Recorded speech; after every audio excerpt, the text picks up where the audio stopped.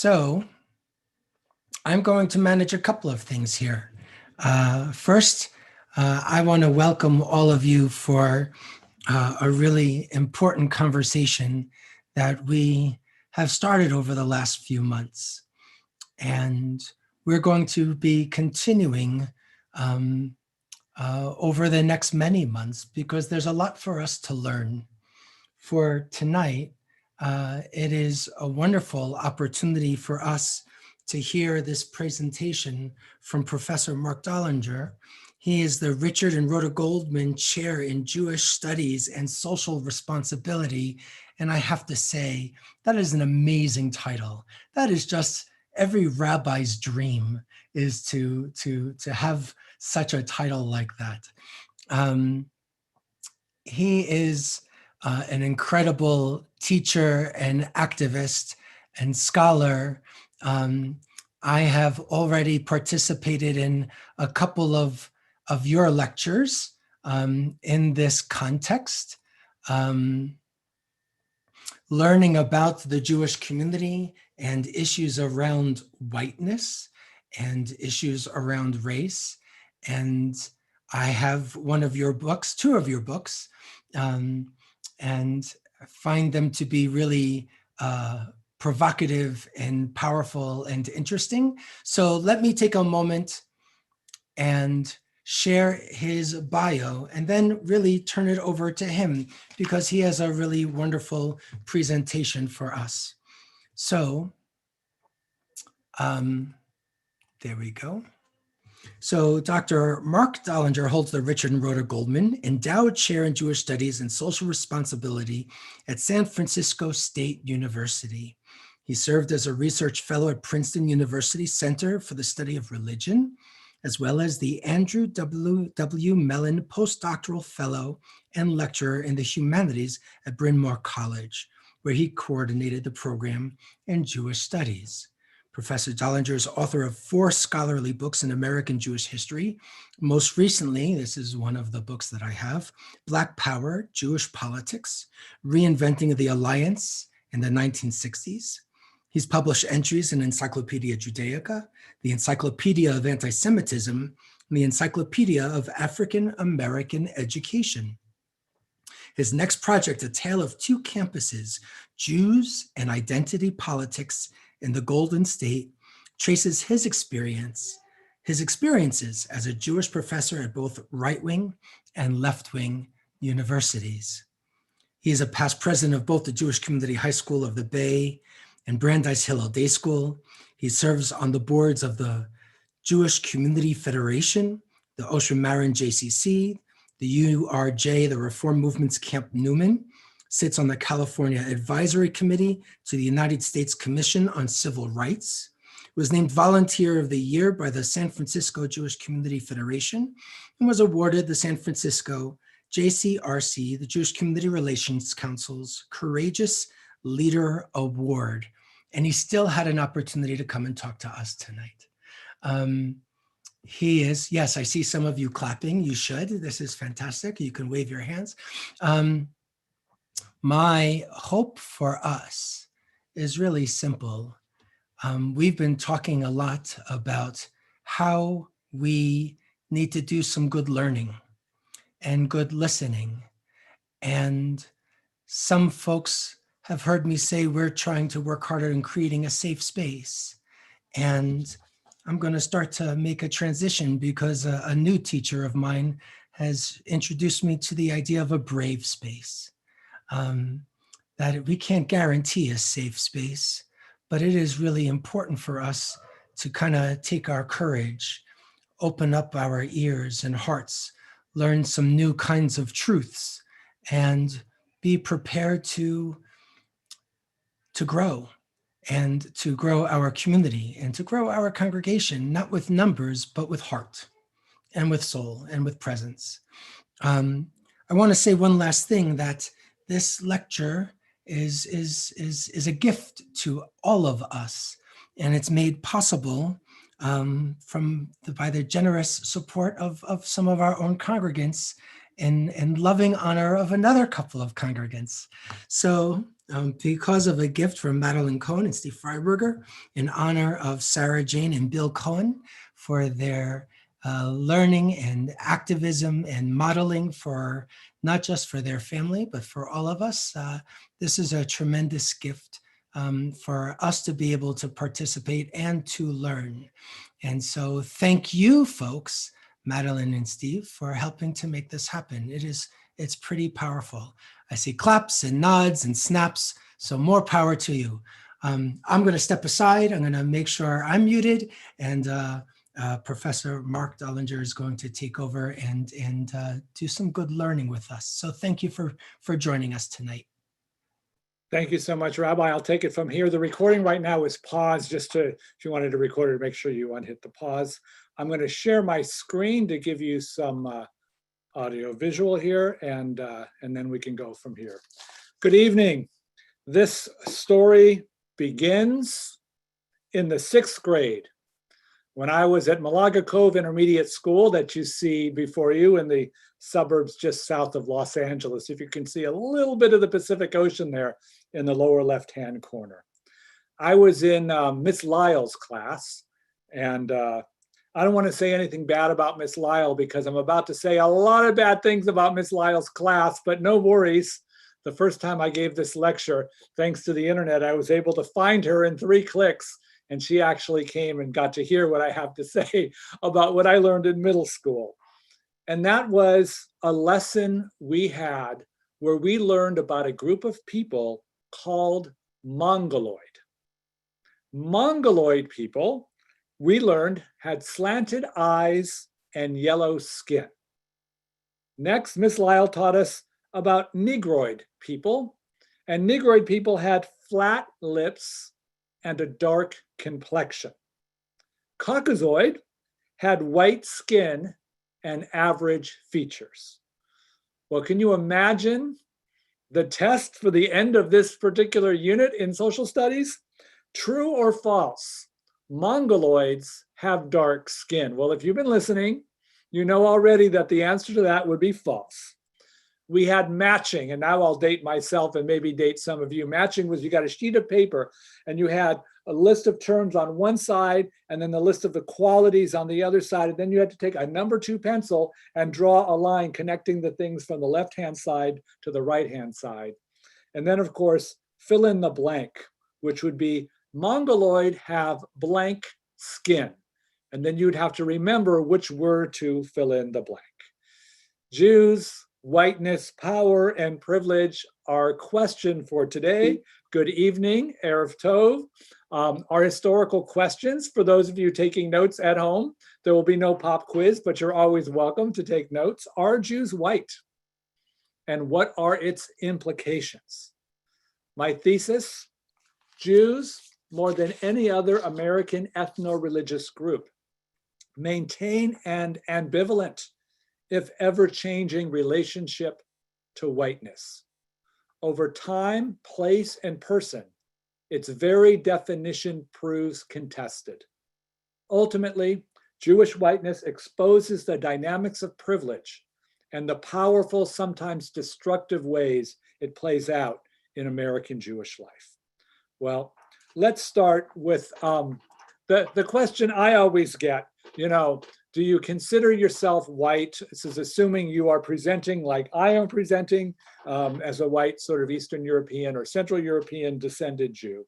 And that comes in the form of those affirmative action surveys we get from government agencies or corporations that are trying to track issues around race.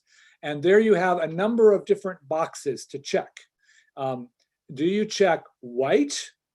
Or do you check other and then handwrite in Jewish? Now that's only a rhetorical question. Maybe we get to it at Q&A. But I find that that is the moment of a pressure point really around this question. So I spoke to the rabbi. So great to have you back, Rabbi. And he told me that I had until midnight tonight, Mountain Time, which is great because I'm in San Francisco. It's only 11 o'clock. Rabbi, I can push it to 1 a.m. if we need to. No, in fact, in a much quicker amount of time, we're going to have to look at the definition of whiteness, do a historical overview of Jews and whiteness, look at its implications, and then, of course, whatever you're interested in, just dive in deep when we get to the Q&A. So we'll start with sociology. And this is to say, and this can be confusing for folks, the term whiteness is more a sociological word than a biological one. Now, of course, phenotype, right? What color one's skin is absolutely matters in whiteness. And those scholars who study whiteness see it also as a relationship to power. That whether or not one is white has a lot to do with whether or not one enjoys power in society. And there's also something called the social construction of race. And you've got a really good group here, Rabbi. I can tell by how large they are and how energetic they are. So some of you may be very familiar with these terms. So please hold on. I just want to make sure we get everybody caught up. The best way that I can explain that whiteness is sociological and that its construction is social, meaning we all kind of decide who's white and who isn't white without complete regard for the color of their skin. Let's take your 16 great-great-great-grandparents, however many we need to get 16 up there, right? Let's assume 15 of the 16 come from Italy and the 16th came from Ireland. What would you be? I think you'd be Italian, right? You'd probably have an Italian name. You'd probably be informed by Italian culture. You'd probably be Catholic. Somewhere in that family tree, there might be a little Irishness happening, but for the most part, you would identify as Italian. Now let's take those same 15 Italian great-great-great-grandparents, but let's make the 16th African. What are you then? Then you're Black. Because in the United States, we have something called the one-drop rule, which means 1 drop of African blood makes you Black. You can be 15/16 Italian and be white, and 15/16 Italian and be Black, which is not about biology. It's not about the color of your skin. It is actually about the way in which our societies tend to construct and understand what it means to call yourself white. And here's, I think, the fascinating example for American Jews. And now I'm talking about white presenting American Jews. There are a couple words that are very triggering. And thank you, Rabbi, for talking about brave space, because I'm going to give one of the triggering words. Here it is, quota. Anytime you say the word quota in Jewish audiences, people get really nervous and upset because legitimately in the 1920s, there were anti-Semitic quotas in education, in business, in professions, right? And here's what quotas were meant to do in the 1920s. In the 1920s, quotas were intended to keep white people in power and to keep those who were not white out of power. And this is where the anti-Semitism came in, and this is where we as Jews were victimized. So in the 1960s, when President Lyndon Baines Johnson brought back first affirmative action under JFK, and then quotas a little bit later, American Jews were really upset and concerned. And they said, and almost every single national Jewish organization opposed quotas in the 1960s, because they said, quotas are anti-Semitic. We know what happens to Jews when the government or private industries institute quotas. Except in the 20s, the quotas were used to keep people of color out and white people in. In the 1960s, after the Civil Rights Movement, it flipped. The quotas in the 60s were intended to bring communities of color into power, and if anything, keep the white people out, which means if you were a self-interested white Protestant in the 1920s, you loved quotas and you hated them in the 60s. If you were Black, you hated them in the 20s, you loved them in the 60s. I think American Jews are the only group that hated them both times. And this is because something happened to Jews between the 1920s and the 1960s. And I'll be arguing today that Jews became white. That in the 20s, they were perceived as a community of color and therefore victimized by a quota system against communities of color. But by the 1960s, when communities of color were able to leverage quotas to their advantage, Jews now had moved into whiteness and therefore were no longer eligible. So today I'm going to be focusing on the research of two of my colleagues. Here's the first. This is Professor Eric Goldstein. He teaches at Emory University down in Atlanta, now the most important state in the United States, at least for the next 7 or 8 weeks. This is his path-breaking book. If any of you are interested in learning more, I highly recommend The Price of Whiteness, Jews, Race, and American Identity. And this was his dissertation at the University of Michigan. It became his book. It's been out for a generation, and I've been communicating with him quite a bit in the last few weeks. I said, you must be getting a lot of invitations for Zoom classes, right? And he said, I did that book. It's my dissertation. I figured I'd put whiteness aside and do other projects, but it turns out, whiteness is back. And the second is Professor Karen Brodkin, a now retired anthropologist from UCLA, which is where I did my graduate work. And Professor Brodkin's book is called How Jews Became White Folks and What That Says About Race in America. I also highly recommend this book. And read them both, right? Because I'm a professor, I have to tell you that. If you have to choose, here are the differences. Professor Brodkin's book is a lot of autobiography and memoir. She is writing from a leftist perspective and talking a lot about what it was like for her to grow up in the years immediately after World War II and sort of become white, right? And to be honest, it's an easier read. This is the book that I give to my students most of the time, because I just find they're able to sort of turn the pages quicker and get the point. That said, Professor Goldstein's book is the scholarly standard on it. And I'm going to be following much of his thesis for tonight, so you'll get a nice overview of it. So you can take your pick to see which of those you would like. I did not intend to actually have an election map. I just wanted something from the Gilded Age. And of course, this week, I think we've seen versions of this map quite a bit. The Gilded Age is 1877, the end of Reconstruction, until 1901, which is when Theodore Roosevelt becomes president. And the important part about the late 19th century is that Jews, American Jews, are not considered white. That is, white-presenting, white-looking Jews are socially not considered white. We're not part of the mainstream. But here's the fascinating part about the Gilded Age. It was actually a good thing not to be white. Usually it's not a good thing, But the word was on Jews in the Gilded Age that Jews were genetically predisposed to study. And who would not like a group of people genetically predisposed to study? Jews were genetically predisposed to be hard workers. They were, to use a phrase of the 1950s, had strong Judeo-Christian character. The fact that Judaism was linked to Christianity meant that Jews were a group of people that Christians could admire and appreciate.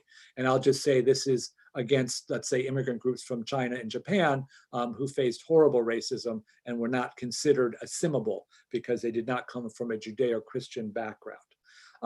As a Jewish man and a husband, I'll say that Jews were genetically predisposed to be good husbands. So, if you wanted a man who would take good care of you and your family, Jewish men were predisposed to that. And the last thing, Jews didn't drink.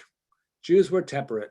And if you're looking now at the beginning of what would become, the 18th Amendment to the Constitution banning alcohol, if you wanted to fit into America, you really wanted to be known as somebody that did not abuse alcohol.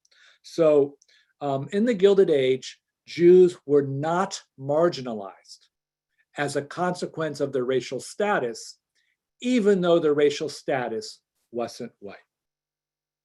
And sadly, you probably know where this is going, because in the progressive era, it shifts. The progressive era, 1901, until the end of World War I. They called it the Great War. They didn't call it World War I because it's kind of depressing to call something World War I, expecting there's going to be a World War II. So the end of the Great War, 1917, 1918, 1919. This is a copy of Walter Lippmann's famous book, Drift and Mastery, probably one of the best books to describe the progressive era, if you're interested. In the progressive era, Jews still are not considered white.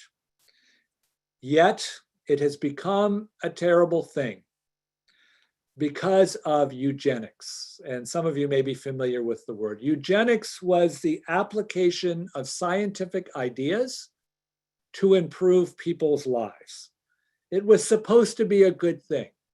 They're supposed to take their scientific knowledge of genetics in order to find imperfections in the human condition and then find a way to make it better. And if we're all moving towards a utopia in the 20th century, eugenics will be the scientific process that will bring us there. Sadly, that's not where eugenics went. Their ideas quickly became racist and sexist and anti-Semitic too. Now, Jews were considered genetically inferior to white Americans. So not only were Jews marginalized and a community of color, but they also were now seen as a threat. So here is one of the famous, or dare we say it, infamous books of this era, The Races of Europe by William Z. Ripley, believe it or not. Okay, that's my Ripley believe it or not joke. My undergraduates don't get it, but maybe in other generations we do. This was published in no relationship between this Ripley, by the way, and the others. This book was published in 1899. And what Ripley did was he figured out 3 different racial groups in Europe. Now, to be aware, all of Europe was like white presenting at this time. But Ripley dove deep to discover that even among white Europeans, there were different racial classifications. So the first group he identified were called Teutonics. Teutonic were Northern Europeans, the British, the French, the Germans, the Scandinavians, you know, the good Europeans. And if you were Teutonic, you had a genetic predisposition to being smart and to loving democracy and to being a success. Much better to be Teutonic than the second group called Alpine. Alpine were Switzerland and Austria, right, in the Alpine mountains. And they were smart and democracy loving and successful, but not as much as the Teutonic. And while certainly Alpine wasn't the best racial category to have been born into in Europe in this period, at least you weren't Mediterranean, the Southern Europeans. And by the way, Eastern European was in the same Mediterranean category. Sometimes for Jews, they called it Semitic instead. The Mediterraneans, the Semites, were the least intelligent, and they did not love democracy, and they were lazy, and they were unintelligent by design of their brains. Now, there was kind of a challenge with this Mediterranean idea of stupidity, because the Italians invented the Renaissance. What about Da Vinci and Michelangelo? How could you say that the Italians are genetically predisposed to idiocy when they are the world's leaders in art? Well, these good eugenic scientists, and I use that in quotes, being what they are, they came back and said, oh, you know, we're good scientists, we understand. And they changed the thesis. And the new thesis was, Mediterranean people are idiots, except the Italians are good in art. And then they put a little footnote in, which is, we'll have to figure out what it is about art and Italians that made them so good.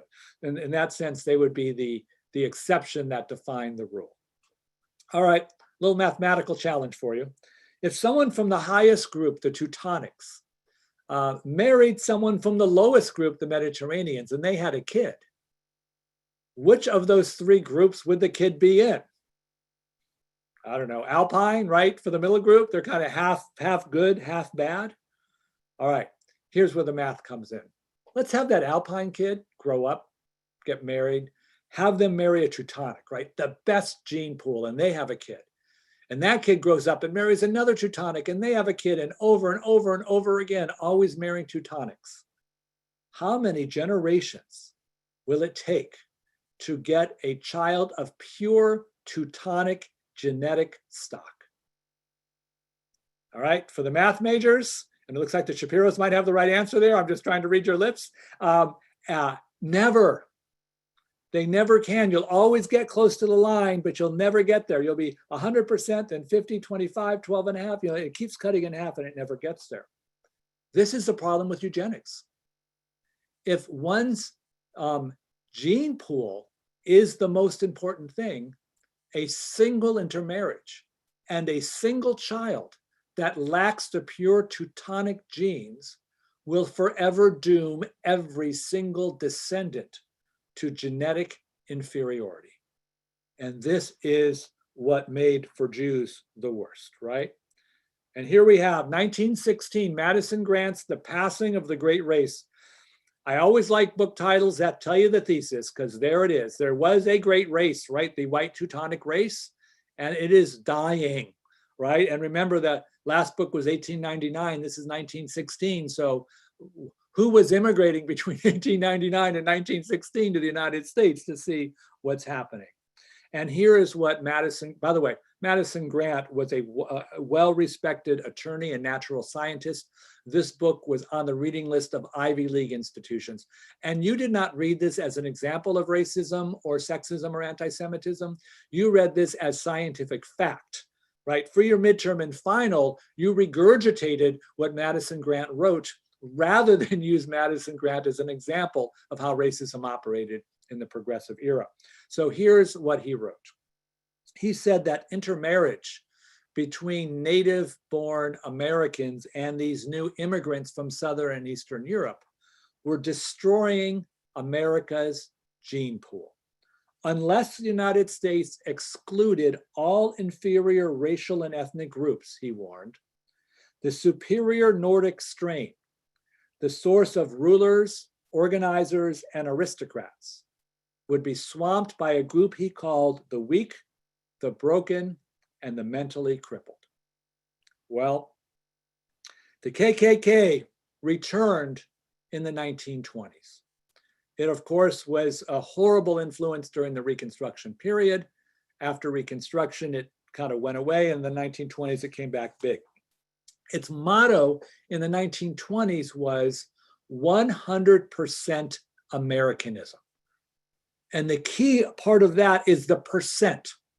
100% is a scientific phrase, right? So the idea is we need to keep purebred Americans.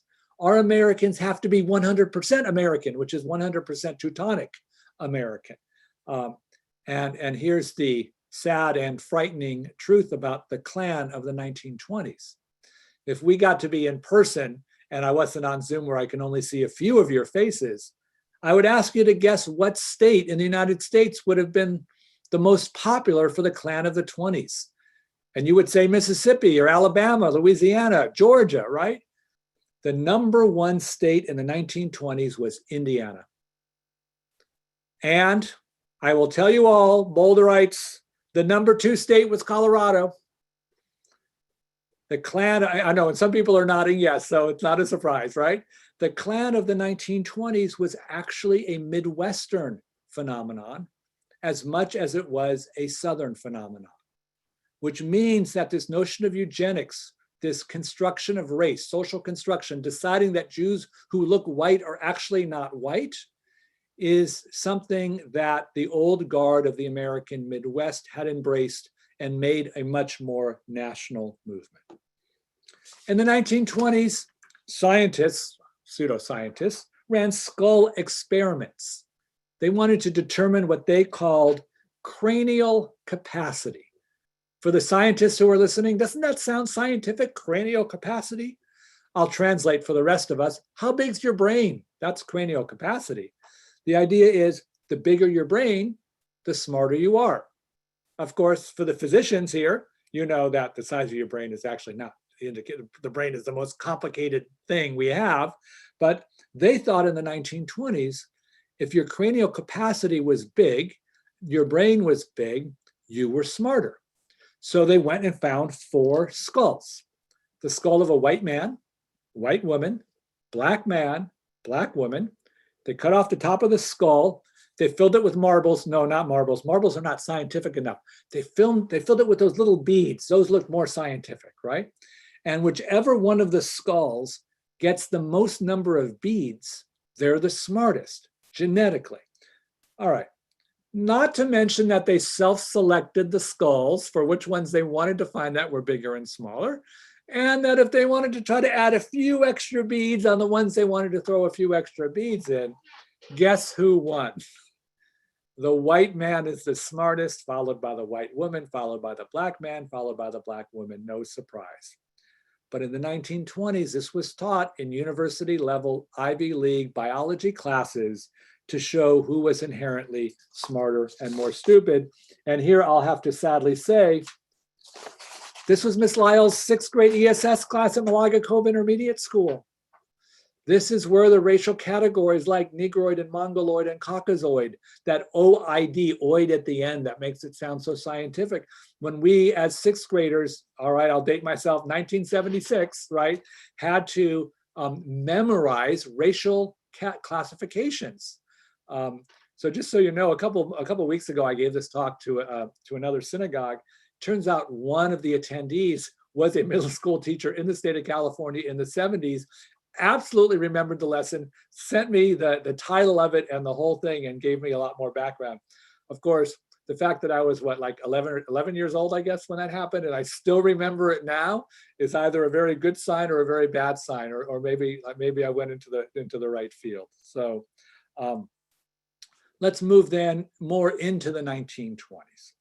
And eugenics strengthens through the 20s, as we've been describing. Now Jews are facing discrimination and anti-Semitism, and they are facing that as a community of color. And the first national or federal measure occurred in 1917. In 1917, the United States Congress passed something called the Literacy Test Act. The Literacy Test Act of 1917 made a requirement that all immigrants to America had to pass a literacy test in order to be allowed in. Now, this is significant because remember, we had the Statue of Liberty and give us your tired, your poor, your huddled masses yearning to breathe free, unless they're stupid.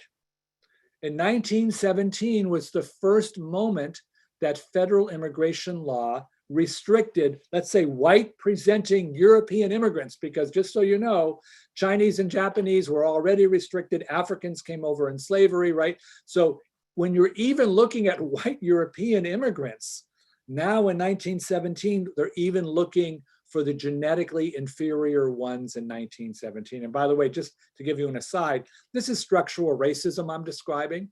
And to the extent to which the National Reckoning on Race is asking us how it's woven in, I want you to see that in 1917, the Congress has already woven it in.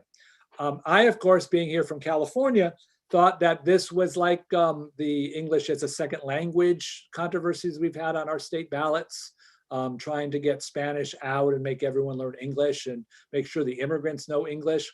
But when I read about it, I realized what I thought was a really good thing. It was not that at all. The immigrants were allowed to take the literacy test in their native language, which meant Jewish immigrants took the test in Yiddish. So then I was feeling pretty good. Oh, okay, they're not being racist, right? The Jews can take it in Yiddish. And then, of course, my professor shared with me, no, it's even worse than you think. Because giving a Jewish immigrant a literacy test in Yiddish that they fail only shows that that Jewish person is a genetic idiot. If they're not smart enough to learn their own native language, they'll never learn English. They'll never learn they'll never learn enough to be a good American citizen. So the native language literacy test was actually an aptitude test to try to filter out the genetically inferior and unintelligent Southern and Eastern Europeans. And this is what Eastern European Jews faced. There was a problem with the literacy test. Too many Jews passed, and they realized that they weren't able to keep out enough immigrants. So in 1921, and dare I say it now, during a lame duck session of Congress in 1921, they decided to pass the Emergency Quota Act. of 1921. And here's how the Emergency Quota Act worked. Okay, it was 1921. They just done the 1920 census, but it wasn't finished yet because they didn't have computers back then. So they had to go back to the 1910 census. So they went to the 1910 census and they said, okay, for every 100 Italian Americans in the 1910 census, we're going to let 3 more Italians in each year. It is going to be a 3% national origins quota from the 1910 census.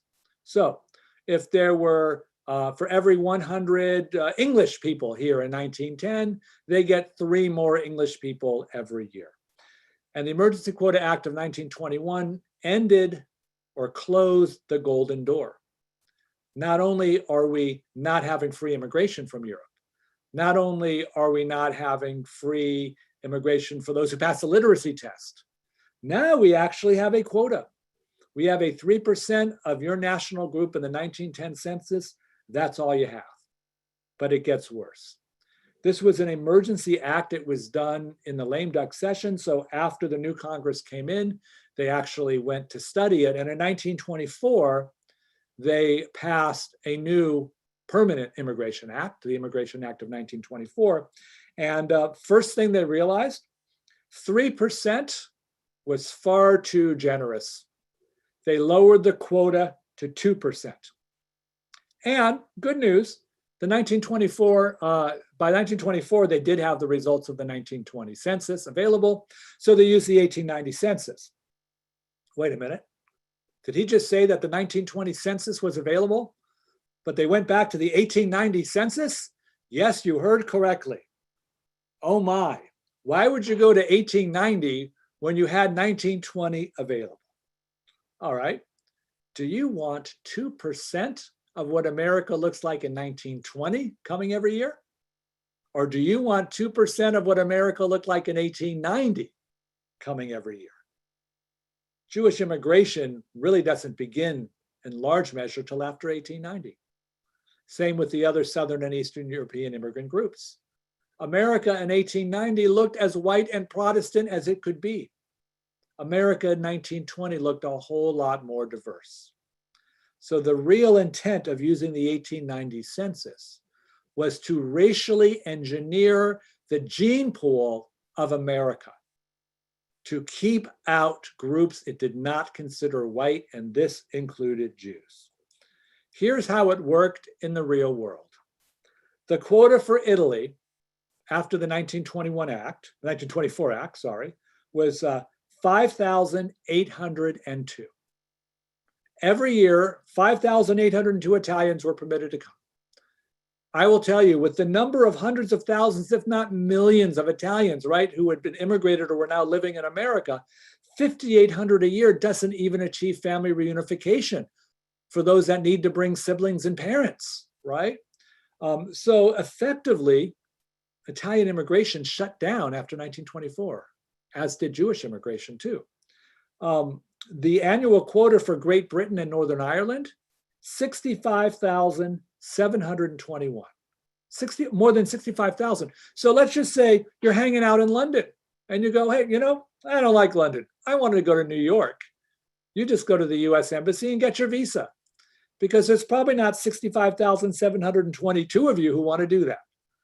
So the real effect of 1924 was open immigration from Teutonic nations and the end of immigration from Mediterranean and Semitic people. This was US government-sponsored anti-Semitism. And of course, they didn't know it then, but we know now. It was this law that prevented Jewish refugees from getting here from Germany after Hitler came to power in 1933. 85% of all the quota spots went to Northern Europe. All right, got some good news now. Well, with these, it's always good news and bad news, but we'll start with the good news. We'll go to World War II and the years after World War II. According to Professor Brodkin, and now I'm going to switch to her thesis, From Jews Become White Folks, Jews became white after World War II. And that is to say that the anti-Semitic barriers that had created those quotas and those immigration laws and all the rest of it in the 19 teens and 20s and 30s were going away throughout the 1950s. In fact, by 1960, anti-Semitic restrictions and barriers were all but erased. That's not to say we did not continue to have anti-Semitism in the 50s and after the 50s, we certainly did. But unlike the earlier generations, the anti-Semitism was not acting to prevent American Jews as a group from upward mobility. Now we know that race and racism and sexism does prevent Blacks and women as a group from gaining sociological equity, right, with the rest of society. By 1960, American Jews pretty much were able to compete with everybody else in the white middle class. Jews were able to buy homes in the suburbs. Those vacation spots that used to say no Jews or dogs allowed opened up. Undergraduate, graduate school, medical school, law schools opened up. The GI Bill, which is what Professor Brodkin spends a lot of time in her book talking about, gave Jews opportunities for home loans, mortgages, small businesses, college degrees.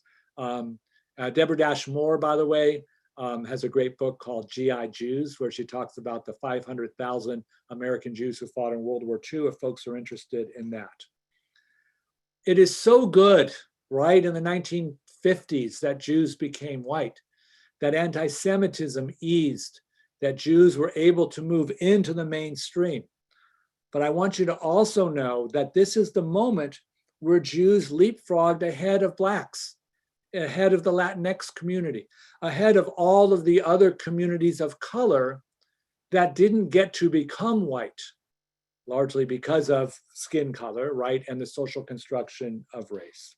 So on the one hand, American Jews achieved the dream of full inclusion in society, of home ownership, of living in the suburbs, but it was complicated because racism and racism continuance meant that each time an American Jew bought a home in the white suburbs, they were now becoming a part of institutional racism in American housing. How would American Jews respond to their whiteness once they're in the suburbs in the 1950s? William Levitt, the founder of Levittown and later Levittowns, because there were several, Jewish guy, Levittowns were racially exclusive. When Jews moved into these communities, they signed housing covenants where they promised they wouldn't sell to a Black person. These were the same covenants that used to say, I won't sell to a Black and Jewish person. The Supreme Court pretty quick came in and said those housing covenants were unconstitutional, but there were other more subtle ways that all white and even predominantly Jewish suburban communities can keep out families of color, and they were effective at keeping all white segregated schools, let's say in the North, without having to worry about the Brown decision. Capital campaigns for synagogues and JCCs in the 50s. This was the biggest construction decade in American Jewish history. So there's two issues with the construction boom that went on in the 50s. The first is where the money came from. Jews became much more successful in business, right? Either through small business that got to be big business, or the fact they got to go to college and they got professional jobs. And this is great. That said, Jews used to live in urban environments in the cities. And when they moved out to the suburbs, they kept their ownership of small businesses, of grocery stores, of apartment buildings in the cities. So now they were collecting rents and selling goods to Black and Latinx customers, and then taking all the profits and bringing it out to the suburbs to buy their home and their car, and then to donate it to the synagogue or JCC's building campaign. And it wasn't lost upon those left behind in the cities that the Jews got out. But worse than the Jews getting out, the Jews got out, but they kept taking the money out with them. And there was, at this point, of course, a lot of upset when, let's say, Black tenants in an apartment building owned by a white Jewish landlord would argue that they were not being treated well and things were not in a good condition. Well, in 1951, the ADL did a survey of the JCCs that had opened. Half of the JCCs only admitted Jews. And assuming at this point that we don't have a Black or brown or Asian American Jew to test this, we don't know if they would have been racially exclusive because they were exclusive to Jews. But the other half of the JCCs, they let anyone in, or at least they were supposed to let anyone in because the ADL found out half of the open JCCs maintained a racially exclusive approach, which meant that suburban Jews were following the same social construction of race after they had become white than that had persecuted them earlier. And then we'll head to the South. What mattered most to Southern Jews? Their Jewishness or their whiteness? And in the South, this is key because Blackness in the South was something that meant a whole lot under the years of Jim Crow and segregation. So even though you were Jewish and even though you did have to worry about anti-Semitism, and you did, especially with the lynching of Leo Frank in 1913, you understood that you enjoyed a privilege because you weren't Black. Well, this is another book I recommend if you're interested, written by the late Rabbi Alan Krauss of blessed memory. In 1965, when he was a rabbinic student at the Hebrew Union College in Cincinnati, he went to interview Reform rabbis in the South about civil rights. And because of the vulnerabilities of these rabbis in this era, he made a promise to them that he would keep their name secret and the name of their community secret until such time as they would no longer be threatened, which is really nice, except when I got into the archives in Cincinnati working on my first book, it said Rabbi X from Community 3 said, blah, blah, blah. And as a scholar, it don't help you to have letters and numbers identifying. The good news for me is that Rabbi Krauss's son was my camper at what was Camp Swig, now it's Camp Newman, when he was in high school, and Rabbi Krauss was on sabbatical in Jerusalem. And those were the days we used something called a fax machine. So I sent a fax to Rabbi Krauss in Jerusalem, and I said, would you please release the key to your rabbinic thesis to me so I can put it into my book? And he was kind enough to release it.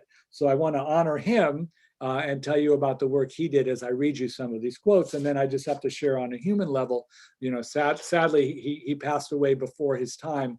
But fortunately, you can see on this cover, his son, Stephen Krauss, who was my camper, and Professor Marc Baumann from Atlanta got together to take his rabbinic thesis and finally get it converted to a book, which the University of Alabama Press published. And I was just thrilled that when the book was released, I got to go to Rabbi Krauss's former congregation down in Orange County, California, and give a version of this talk in honor of Rabbi Krauss. So here's Rabbi Milton Grafman from Birmingham, Alabama. My colleagues who have shouted the loudest have not been willing to take Southern pulpits, period. And the main reason is economic. They like their $15,000 and $20,000 pulpits. If you are truly sincere about your prophetic Judaism, then you would not hesitate to take a pulpit in Gadsden, Alabama for $9,000 a year.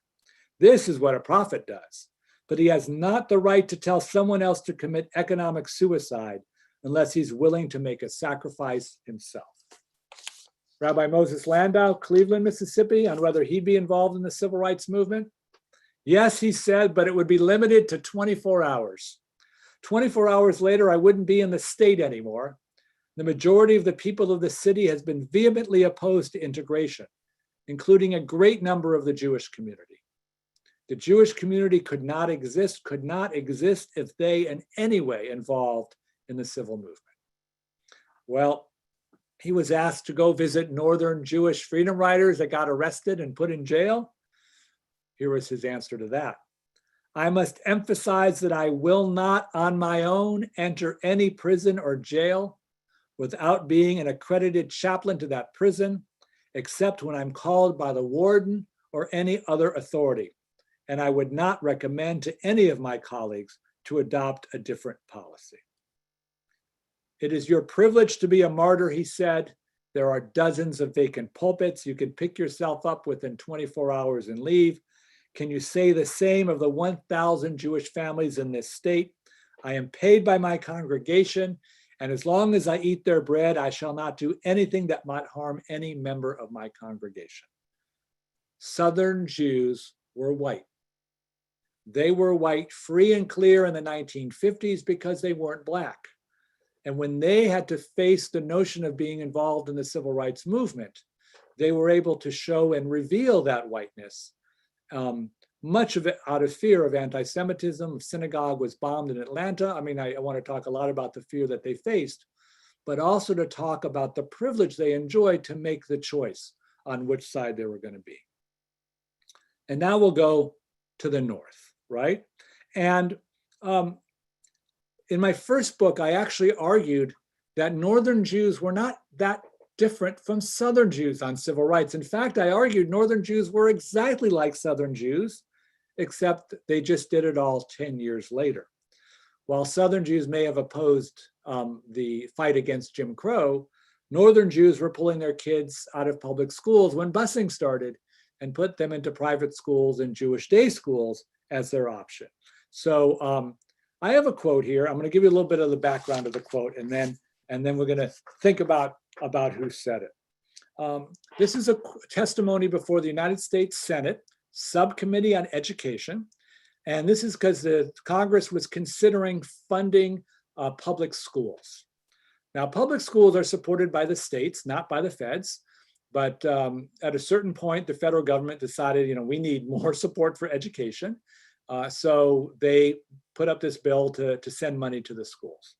And here's testimony before that subcommittee. A segregated system is not merely an unfair system, but it is a wasteful and inefficient system. Nevertheless, we do not believe that a federal law to equalize educational opportunities by public subsidy should be used as a means to attack the segregated school system.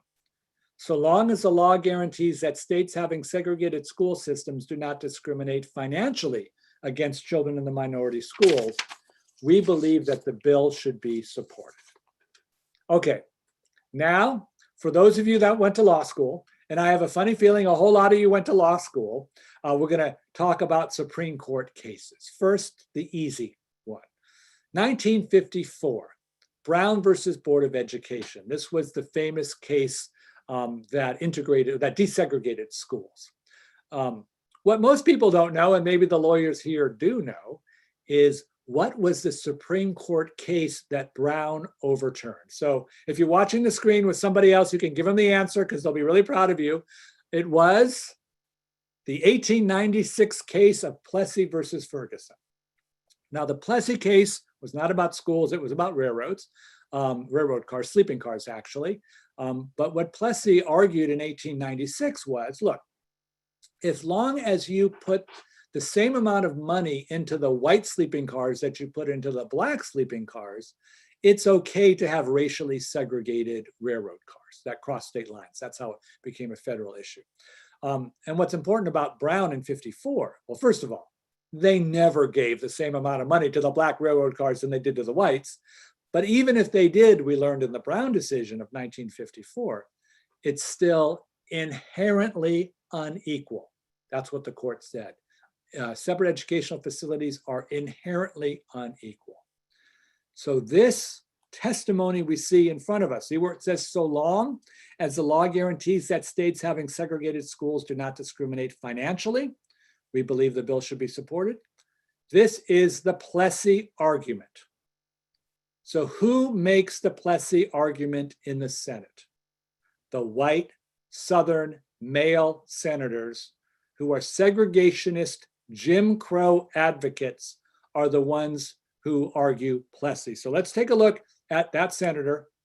Oh no, that's Rabbi Stephen S. Wise.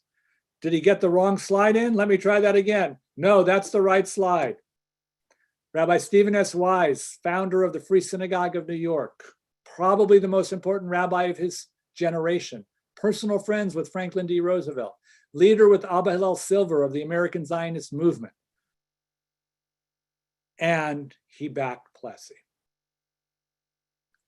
Okay, now let's look at that date, 1947. So the Brown decision was 54. So he's between Plessy and Brown. So he doesn't know that Brown's about to overturn it. And now I'll give you the backstory. All right, here's the backstory. He didn't go down to talk about race. He went down to DC from New York to talk about federal funding of public schools in the Cold War. Once the Cold War began after World War II, we needed the money to build scientists to beat the commies. So that's why the federal government was interested in putting money in schools. And it's a good Jewish rabbinic thing to get on the train in Washington and go down to DC and say more money for kids, right? And after he finishes his testimony, the Southern senator, bigot racists, come up to him. And they said, Rabbi, we don't want any federal dollars coming into the South because we know what y'all are going to do. You're going to go after Jim Crow. And we're going to have nothing to do with any federal dollars that you think are going to go after Jim Crow. So here's what we're doing, Rabbi. We're going to add an amendment to this bill. And the amendment's going to say that all the money coming to the South will not touch Jim Crow. And they said, Rabbi, we need your support because here's the deal, Rabbi.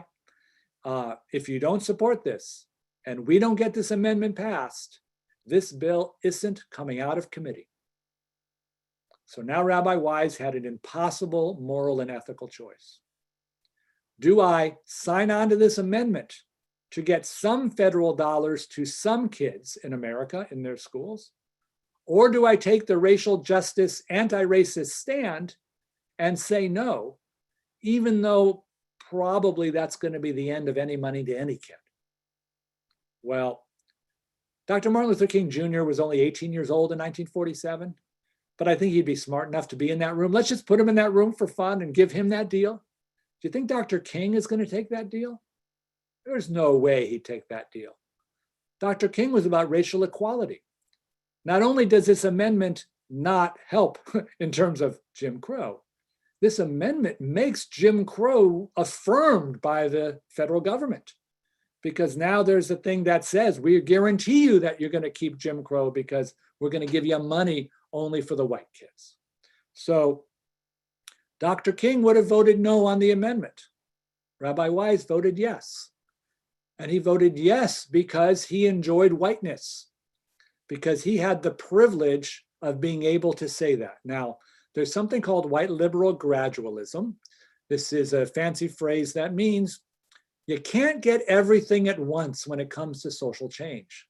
You can't be revolutionary. You can't be too far to the left. And you can bring this right to the current election between the left wing of the Democratic Party and the centrists in the Democratic Party, right? Like one theory is you move slowly, piece by piece, to move people along, right? And this was what Biden did to get enough votes to win.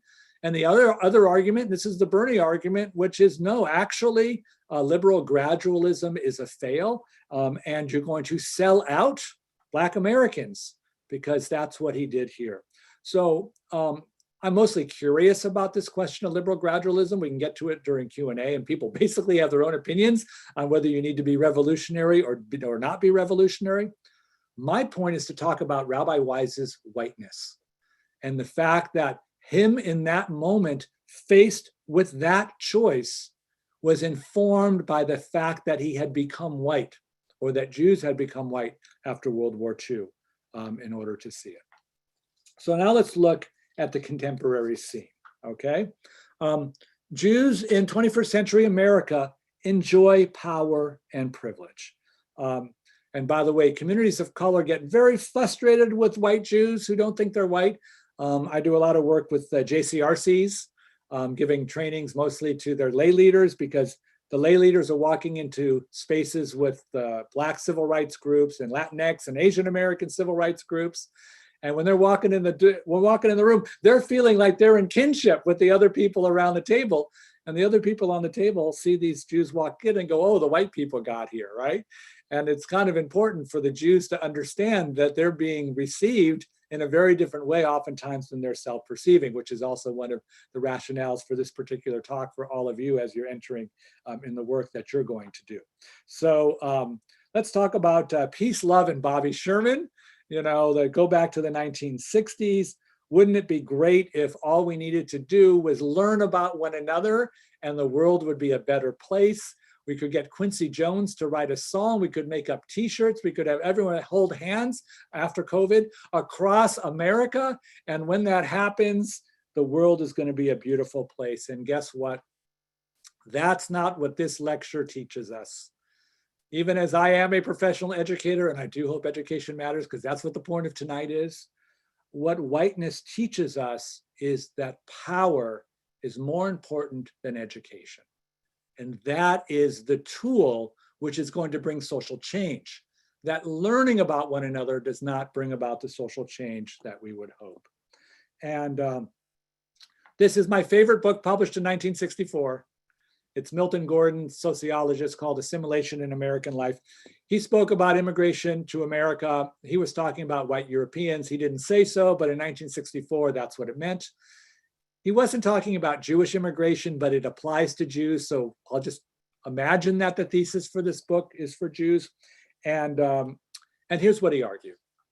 When an immigrant group comes to America, they become American. And they do certain things. And he made a list of all the things that immigrants do. And he put them into 7 different categories. Category 1, fresh off the boat, what do you have to do? Probably learn the language, right? That's probably one of the early things you have to do. Probably you're going to compromise your religious beliefs. Certainly if you're in business, you might have to be open on Shabbat and closed on Sunday, right? That's something. Oh, changing your name, right? That's another thing you do to become American. And you keep getting to level 7. So my question is, what's level 7? What does Professor Gordon argue is the thing that actually makes you American, brings you into the center of your new host culture? And I'll be gendered about this. They may say they love you, but would they let you marry their daughter? Intermarriage is level 7 from this 1964 book. American Jews can be as American as they think they are, but until, in this case, Christian families welcome them as their son-in-law or daughter-in-law, they are always going to be on the outside. Intermarriage is a sign of social acceptance. Intermarriage is a sign of whiteness. Intermarriage is a sign of ascending power and privilege. So whenever I talk to Jewish leadership groups, I always say, you're screaming and yelling against intermarriage at the same time you're screaming and yelling in favor of equity and equality and the end of anti-Semitism. Guess what? You can't have them both, because intermarriage is the trailing sign of success, and that American Jews have made it here. So at least be aware of that. Well, all right, let's complicate it on one more level. What if you're Jewish and you're not white? I mean, you're not white by facial features, not white. You're a Jew of color. Our best estimate now is 12 to 15% of American Jews identify as Jews of color. Black, Latinx, Asian American, and indigenous. If you add Mizrahi and Sephardic Jews, it gets even higher. And one of the challenges we have with the demographic surveys is they actually aren't asking the right questions. And thanks to Alana Kaufman and the Jews of Color Initiative, they're working now on raising the funds to actually get a demographic survey that will tell us about it. So what is it like to be a Jew of color at this moment in American Jewish life? How much of Jewishness is actually whiteness? How much of our congregational life reflects whiteness as much or more than it expresses Jewishness? So this is the original March on Selma. We've got Heschel and King, and I was having lunch with Ilana Kaufman. If you don't know her, you haven't had a chance to learn from her. She is, I think, she is one of the leaders of the Jews of color nationally now. She's an African-American Jewish woman, and ideally we get together for lunch every month or so. You know, she lives here in the Bay Area. Inevitably, it's like once or twice a year. And we're sitting down having lunch, and okay, yeah, color Jews, here it is. So I want to say this first. This is from an Eli talk she did. Eli talk is a TED talk that's Jewish. And she did this years ago already, and she talked about counting Jews of color in an Eli talk. So if you do Eli talk, Ilana Kaufman, you should be able to bring it up. It had 15,000 views 2 years ago, so I'm sure it's a whole lot more now. So we're sitting there having lunch, and I just finishing my book on Black Power. Fortunately for me, it wasn't totally done because she said to me, she criticized, and it was well taken. She said, Mark, you wrote 200 pages on Blacks and Jews, and not a single page on Black Jews. How could you do that? And I gave all my defensive answers about, that wasn't my thesis, there weren't that many Black Jews, whatever it was. And she said, you know, my book was about how Jewishness was really more about the 60s. It was more about social protest. It was more about Black power. You know, that was what I was arguing. And then she said, what if it was just about being white? And then she challenged me to go reread every one of my chapters, but look through a racial lens instead of a national lens or a 60s lens. I'm like, damn, you're right. That's a great question, right?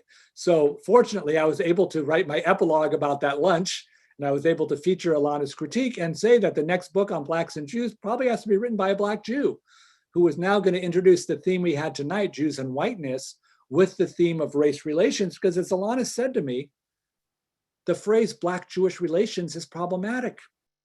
It assumes that Blacks aren't Jewish and Jews aren't Black, because you can't have a Black-Jewish relationship unless Jews are white and Blacks aren't Jewish. So now I do my best not to say Black-Jewish relations anymore, right? And to find other vocabulary, which is not going to be so exclusive.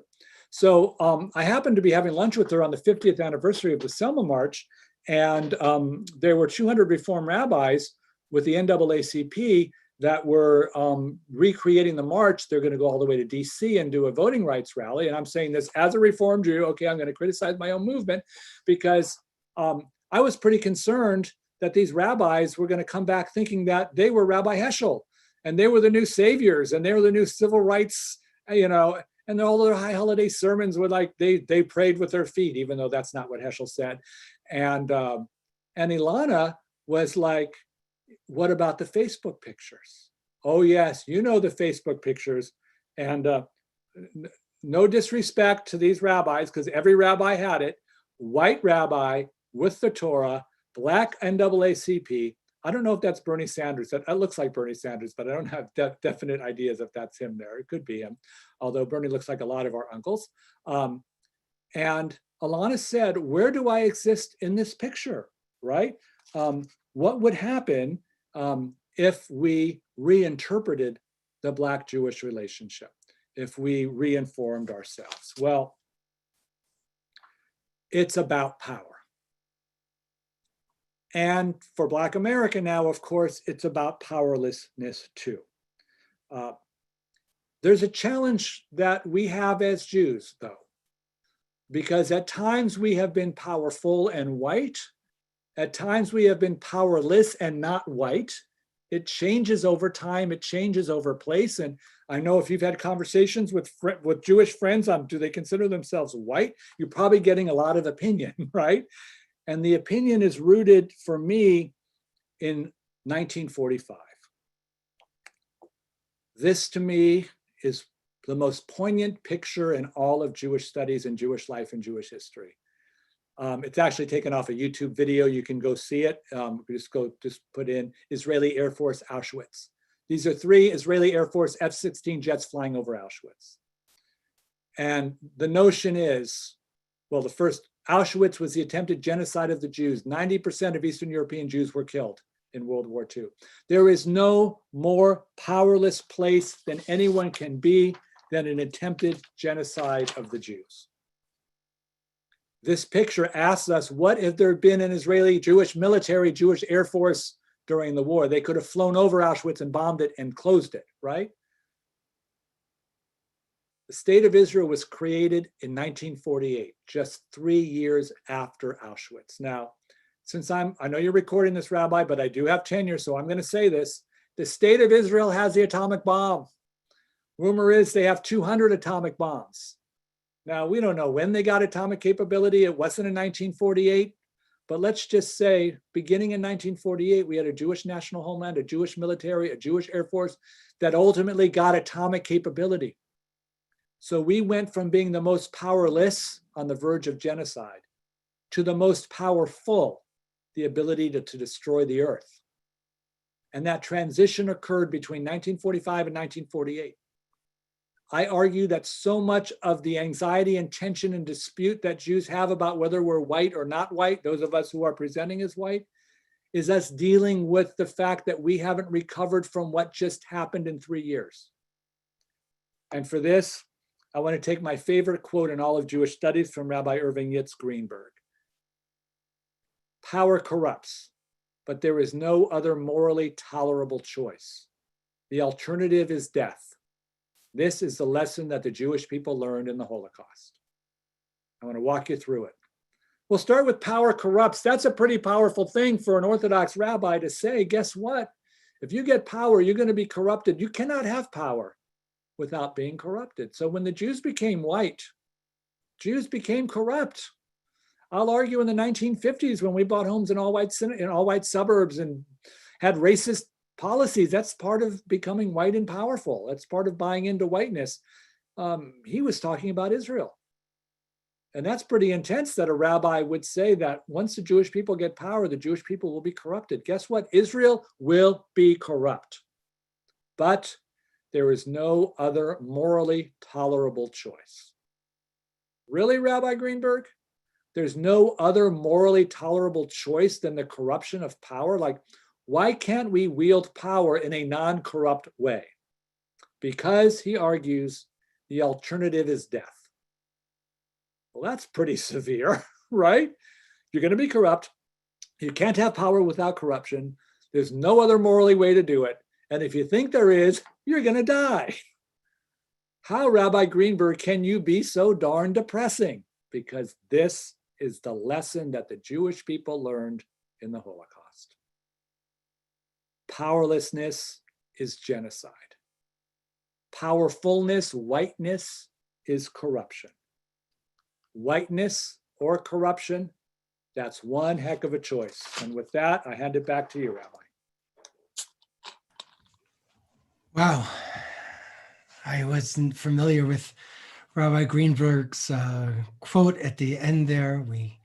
I want to thank you for sharing this lecture. There's a lot for us to think about, but we have a little bit of time. And although the hour is getting late, but if some of you have questions that you would like to put in the chat, we encourage you to do so. If you take a moment, take a breath, something that you'd like to see, you can send something either personally to me in the chat or to everyone to see. We are still keeping that brave space. So we'll give a minute and see if there's something that comes up. In the meantime, I want to thank you for this very comprehensive look at where we've been, so that we can figure out, where we're going as a congregation and as a community. These are conversations we've been having, a lot of these kinds of conversations over the course of these last months and longer, but it has been different and more intense. And we as a congregation have been very willing to learn, I have seen at least. So, can you say a little bit more about what it means that power corrupts is one that is in the chat? Yeah, sure. So ideally, when it comes to social justice, you want power because power is what one needs in order to effect change, right? And what Rabbi Greenberg is teaching us, or his opinion is, it just doesn't work that way, right? That power corrupts, absolute power corrupts absolutely. That's one of the phrases. And he was looking specifically at Israel and charges against Israel for human rights violations with Palestinians, as well as its own heterogeneity society and how it's dealing with its own democratic equity issues. And that's to say, wouldn't it be nice if any of us or any of us could achieve a level of power and not be corrupted by it? That would be nice. And he says, look, guess what? It's not going to happen. And it goes into a deeper philosophical argument about sort of like, how much piety is there in weakness, right? Like, if one wants to detach from the political fights of the world and think that, this is how they're going to elevate their soul and their spirit, and there's a strong religious argument for doing that. Well, as long as you are disconnected and weak, then you are vulnerable to becoming a victim, and you don't have the ability to fight back. And that the Jewish people, in creating the state of Israel and in normalizing a Jewish nation state, also have to come to the new understanding that the Jewish people, which for 2,000 years have been victims, are no longer going to be victims, because we now have a nation state and a military to protect us. And of course, the problem is, once that happens, we can become the same victimizer that every nation state has to deal with, and every person or anyone who has power over another one in terms of that abuse. So he's sort of just getting real with what it is to normalize Jewish life, and for us to not look at ourselves as victims anymore. Thank you. There's another question that came up. Somebody shared, I'm curious how we as Jews can support the anti-racist movement, but move away from the terminology of white supremacy, which also targets Jews. Thank you so much. Great question.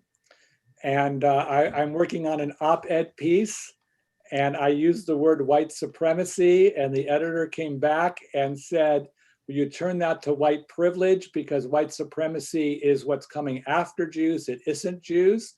And I literally took a Shabbos morning hike with a friend of mine who is a Jewish political activist, not a scholar, but I use him to sort of keep me updated on what's going on and those who deal with political activism. And I said, what do you think about this? And so first I'll give you the academic answer, and then we'll do the real answer.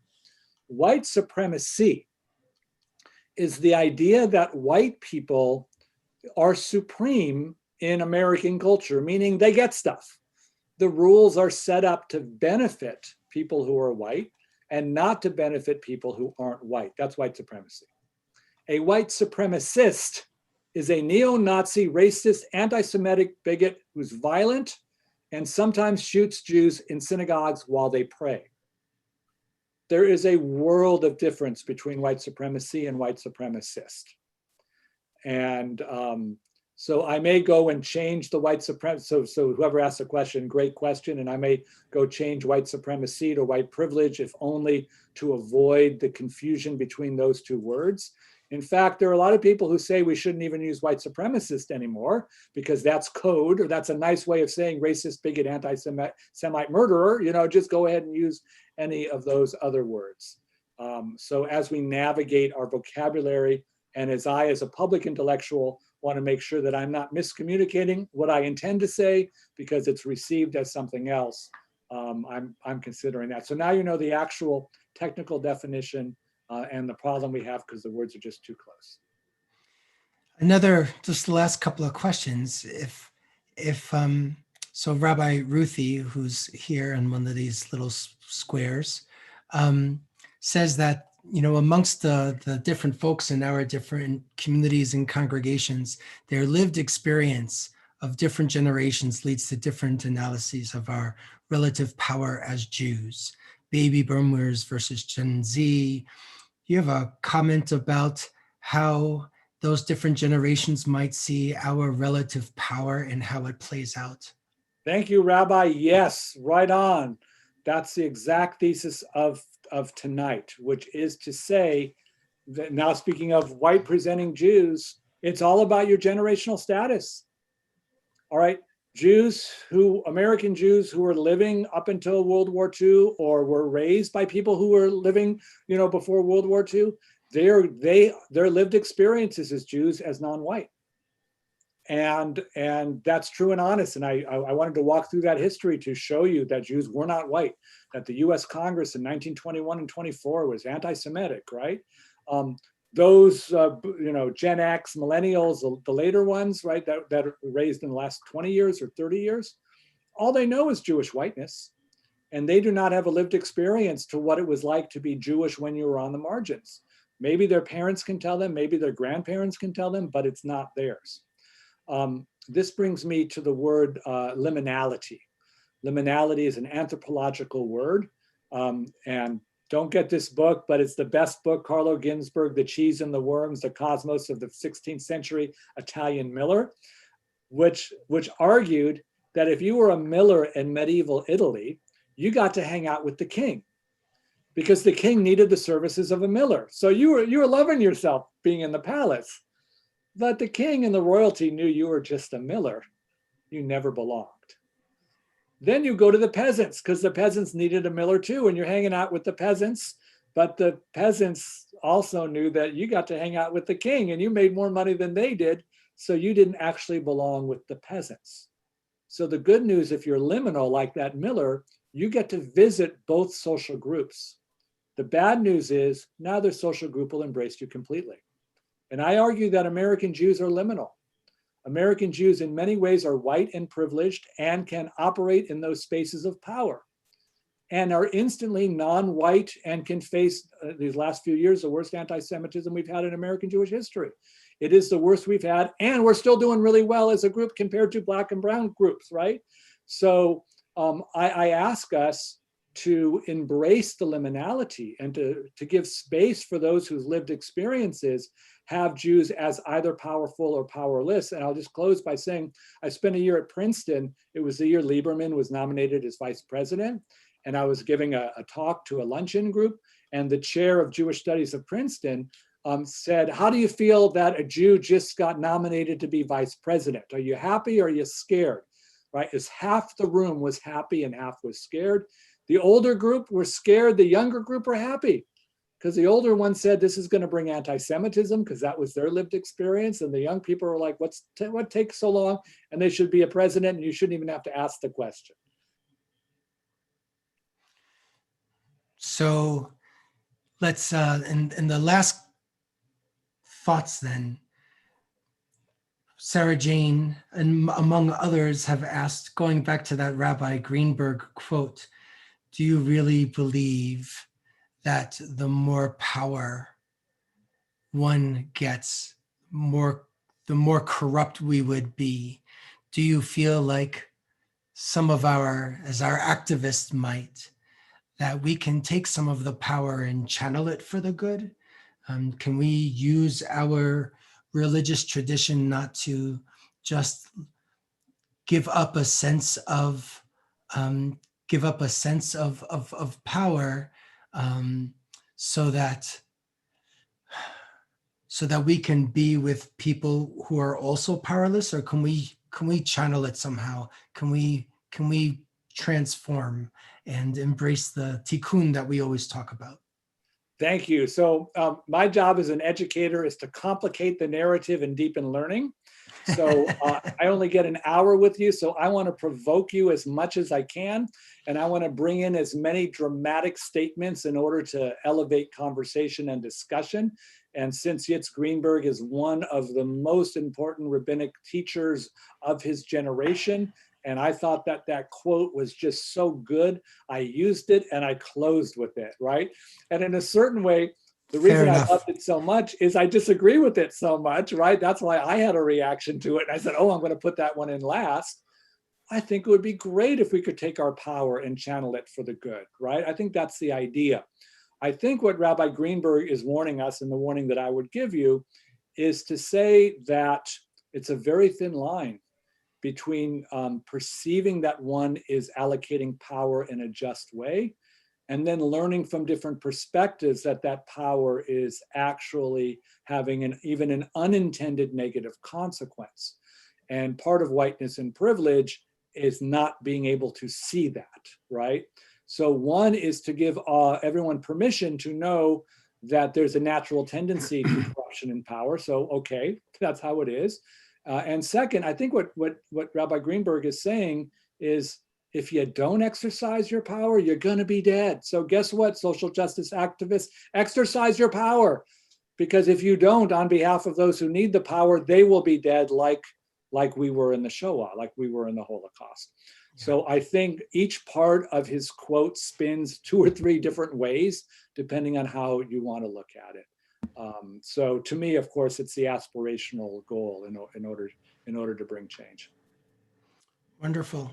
Well, look, I think we're out of time, friends. I know that there's a number of questions that we couldn't get to, but we are grateful for you being here and spending this hour and a half with us. For Madeline and Steve, thanks for making this happen. To Professor Marc Dollinger, really thank you for your teaching and being such a solid educator as you are. This was a lot for us to absorb and glean, and we might have to continue the conversation on another day too. And wish you strength as you continue to do this work with lots of different congregations. Thank God everybody's so eager to do this learning that you have to offer. So we thank you, and for all of you, we're grateful. We have recorded this. It should be on our YouTube channel. And for those that need to go back and find a quote, we will again continue our conversations in different ways. So thank you folks very much for being with us. All righty. Take good care of yourselves. To everyone's continued good health. Take care. And to you, be well, good health, and be safe. Shalom, shalom, shalom.